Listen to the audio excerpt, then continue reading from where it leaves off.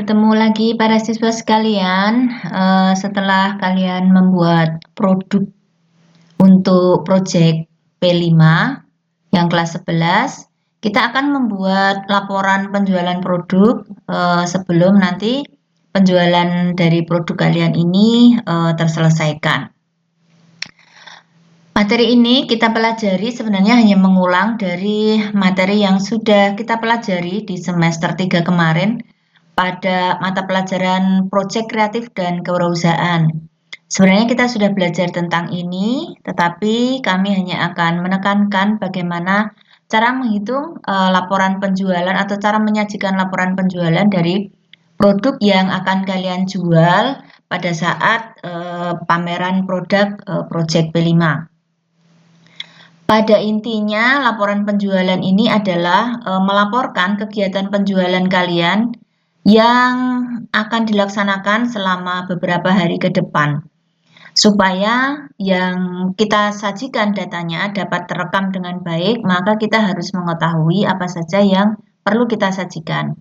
Laporan penjualan produk secara sederhana dapat kita lihat dari layar ini bahwa laporan penjualan produk itu hanya merekap dari hasil penjualan dikurangi dengan biaya. Hanya seperti ini ya. Kemudian nanti akan dapat kita hitung berapa jumlah laba kotornya. Nah, jadi laba kotor itu diperoleh dari penjualan dikurangi harga pokok. Nah, itu nanti akan ketemu laba kotor. Prinsipnya hanya seperti itu. Lalu, bagaimana cara menghitungnya? Ya, ini akan kami berikan salah satu sampel saja, sampel sederhana untuk penjualan kaos.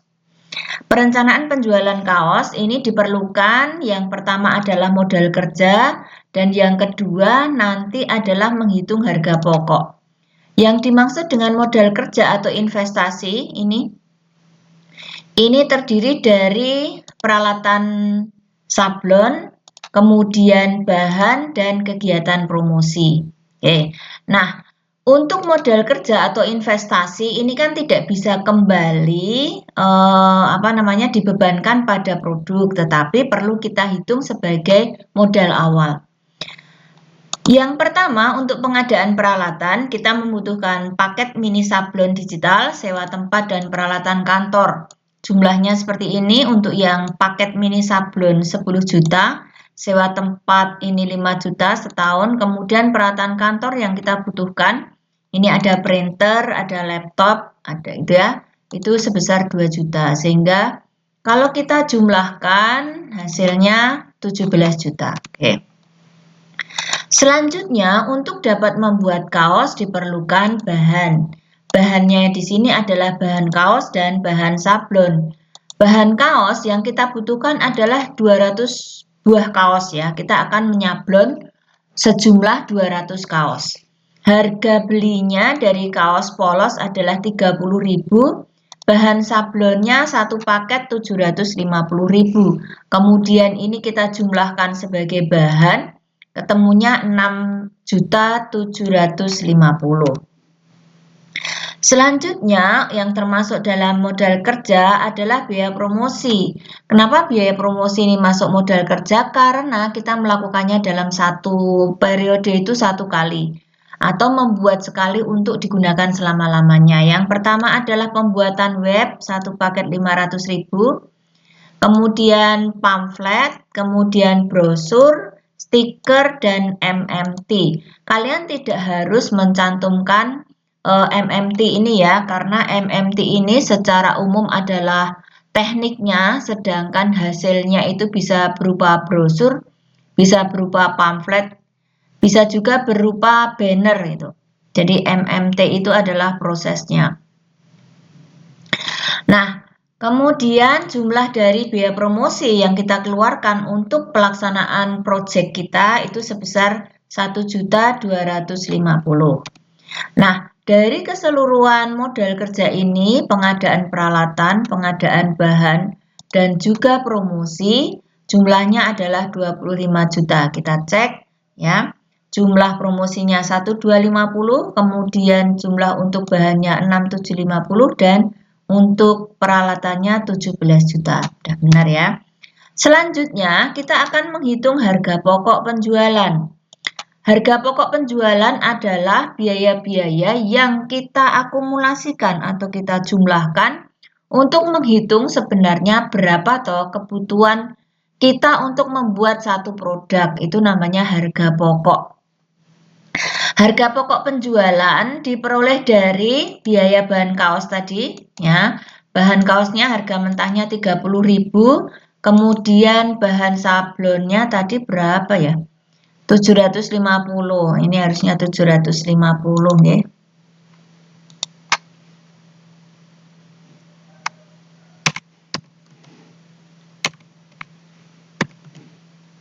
Rp750.000. Oke.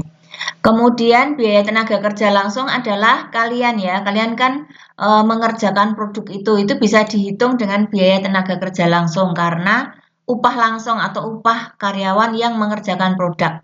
Kemudian ada biaya lain-lain atau biaya overhead pabrik. Biaya overhead pabrik atau biaya lain-lain ini adalah biaya yang tidak bisa kita rinci satu persatu, tetapi ikut serta mengikuti pembuatan produk, ya, mengikuti pembuatan produk. Ini biaya lain-lain itu kalau ada. Kalau misalnya tidak ada ya tidak perlu dituliskan. Jadi yang kalian tuliskan di sini adalah biaya-biaya yang memang dikeluarkan untuk membuat produk itu. Kalau yang tidak perlu ya tidak usah dicantumkan. Seperti yang tadi promosi ini, kalau misalnya kalian tidak membuat, untuk biaya promosi juga tidak perlu dicantumkan, gitu ya.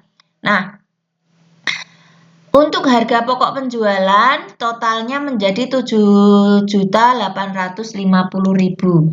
Nih, 7.850.000. Kemudian untuk menghitung harga pokok adalah dari total biaya ini kita bagi jumlah produknya. Ini salah, berarti di sini berapa? 7.850.000 dibagi 200. Ini ketemunya 39.250 ya. 7.850 dibagi 200. 39.250. Karena angkanya ganjil, maka supaya nanti mempermudah perhitungan bisa kita bulatkan ke atas ya. 39.000 itu berarti kalau kita bulatkan ke atas menjadi Rp40.000. Oke, ya, bisa dibulatkan menjadi Rp40.000.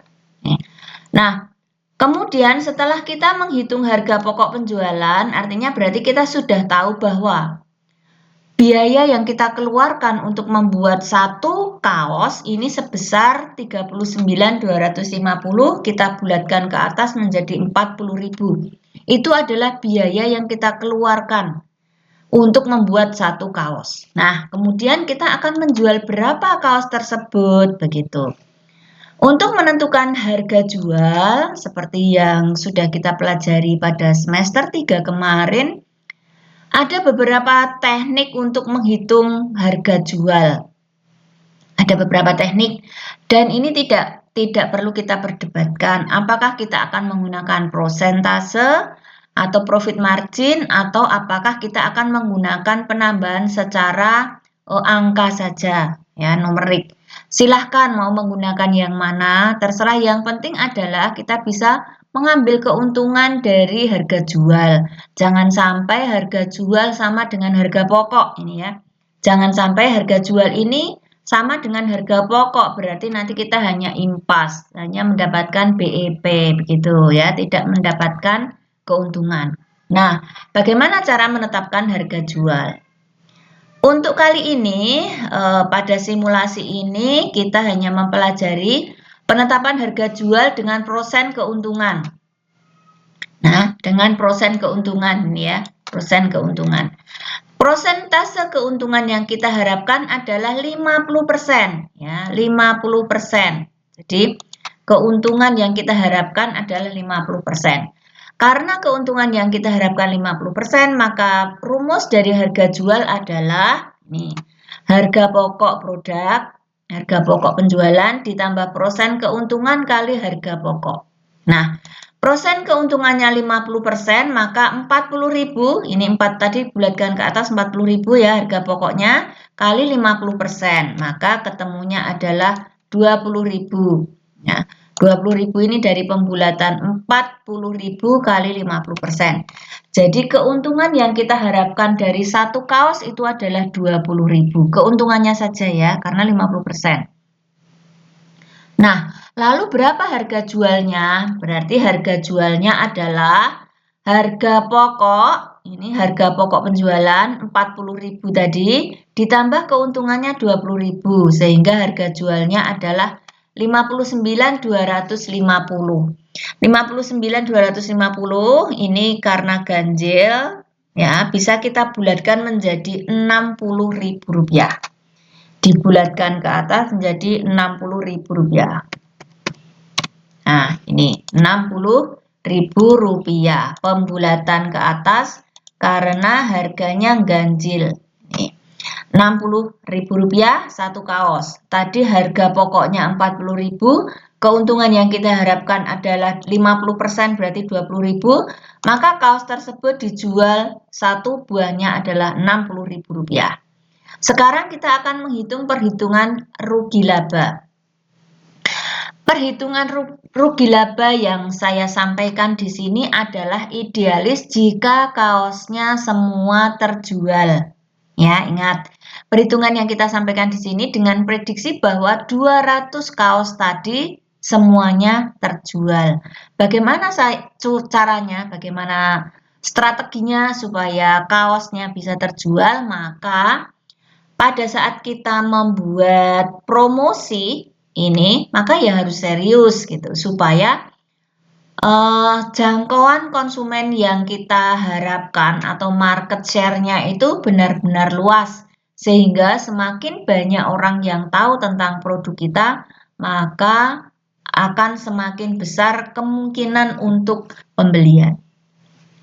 Nah, jika dari 200 kaos tadi semuanya laku terjual, maka penjualannya adalah ini.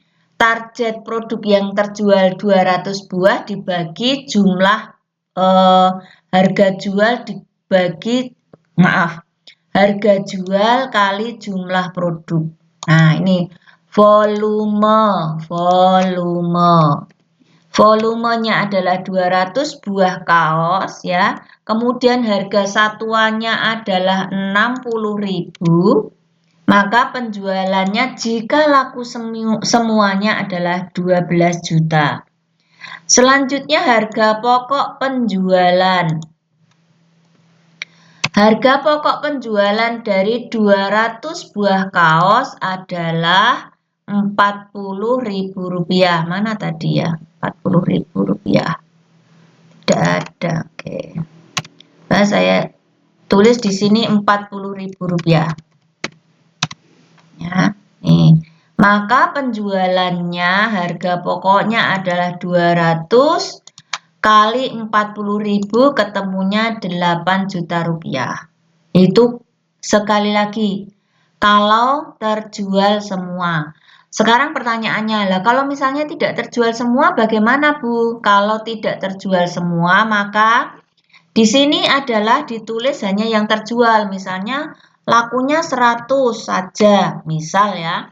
Maka harga pokoknya ini, harga pokok dari produk itu bisa kita tuliskan semuanya 200 seperti ini. Ini untuk mengetahui dalam satu siklus itu kita untung atau tidak gitu.